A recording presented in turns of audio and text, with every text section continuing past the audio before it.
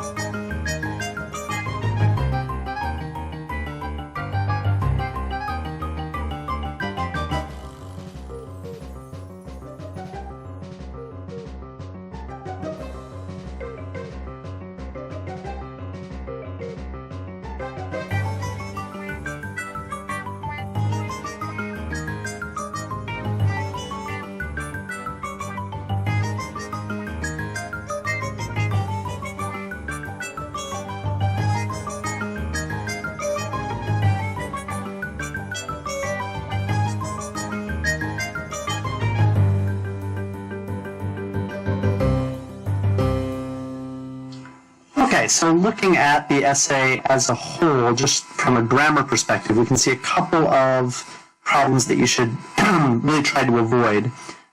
Mainly the problems here with your cohesive devices. Okay, a couple of vocabulary issues as well. Here's a little grammar problem: discourage someone from doing something. And here's another cohesive device problem. Trying to just combine too many ideas and not quite getting it right. Here's another vocabulary problem to avoid.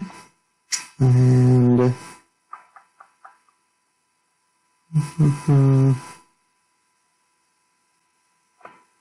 okay, good. Yeah, and you'll notice I added a couple of that's in here, which are optional, but I think in this case, when you have, notice that you're using not the main clause here, but you're adding this dependent clause, this subordinate clause, and here you're adding this prepositional phrase here before your main point. In that case, it's better to use that just as it helps the reader to understand the sentence structure more clearly when your sentence is more complex. Okay? So it's optional, but in these cases, I would suggest adding them. And of course, contact me if you have any questions regarding the other grammar points.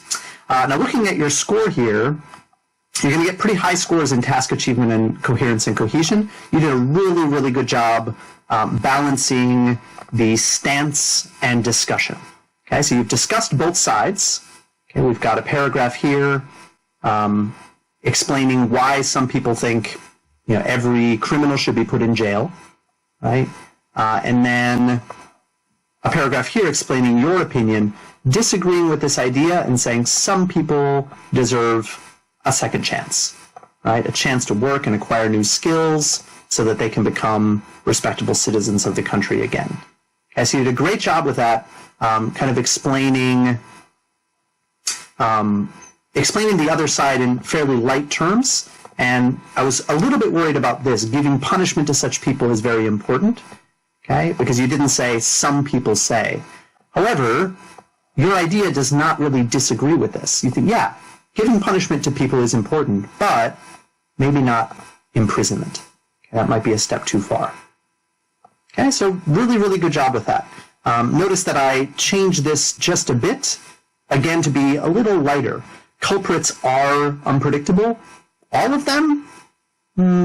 Some of them, they can be. So that's a way that you can make this opposite opinion, the opinion you don't agree with, a little bit lighter.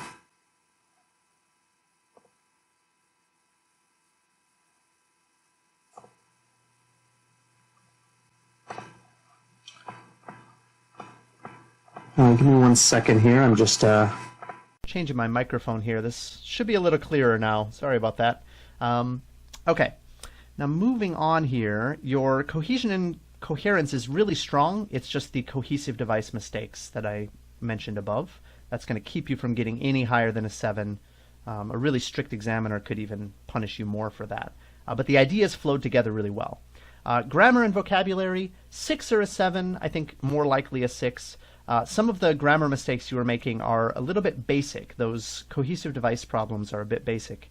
And then the vocabulary, just a couple problems with that, a couple of strange phrases, prospect, these kind of vocabulary mistakes. Your level of vocabulary is really high, but those mistakes are going to put you at a 6 or a 7. I think a 6 is maybe a bit more likely just with how strict the examiners can be. So overall, a score of 7, which is really, really good. Just keep working on that grammar and vocabulary, noticing those key mistakes, and try to write a few examples so that you can internalize those mistakes and fix them going forward.